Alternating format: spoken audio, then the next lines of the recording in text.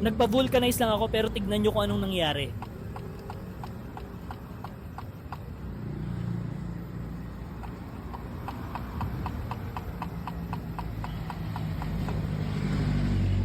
Naplatan ng gulong yung e-bike ko dahil sa bubog at hindi na kinaya ng tire sealant kaya napilitan ako magpalit ng gulong.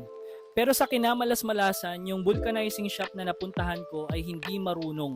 Sinungkit niya yung gulong ko at pinailalim pa niya yung panungkit niya dun sa may disc kaya nabengkong yung plate ng preno ko.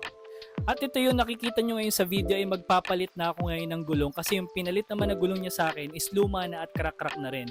Buti na lang nakauwi kami ng safe. Shinko tires na nga yung pinalit ko na 130/70/12. At this time totoo na yung white wall niya kasi yung white wall dati ng aking gulong is fake lang po yun or iniipit lang. Buti na lang yung vulcanizing shop na napuntahan namin ngayon ay magaling. Madali niya lang nabaklas yung gulong at madali niya lang naipalit yung bago. Ikinukwento ko nga sa kanya yung nangyari sa akin dun sa isang vulcanizing shop na nabengkong yung disc ko. Natawa na nga lang si kuya at sinabi niya hindi marunong yun. Kaya nga ito pati disc pinalitan ko na rin kasi kung hindi magiging maingay sa caliper. At this time nagsama nga ako ng technician. Kay Mark ko na pinapagawa yung e-bike ko mula noong nag-upgrade ako. Kasi gamay niya na at alam niya na kung paano ayusin yung e-bike ko. Kaya sa may mga motor dyan or e-bike, pag naflatan kayo ng gulong siguraduhin yung pupuntahan yung vulcanizing shop ay marunong at magaling talagang magpalit ng gulong.